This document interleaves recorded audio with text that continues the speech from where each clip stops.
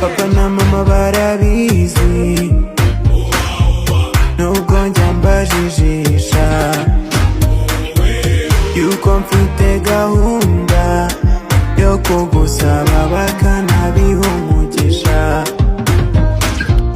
Wirirwa ubanabana TikTok ubyina mu nda, ni gukina guhunga ubanza warandoze, mpora nkwiruka inyuma wanyibye n'amanota, nta minota namara menye kutariho. Shahuri nyakayobe ufite impamvu koko ntabwo nayobye wanywaye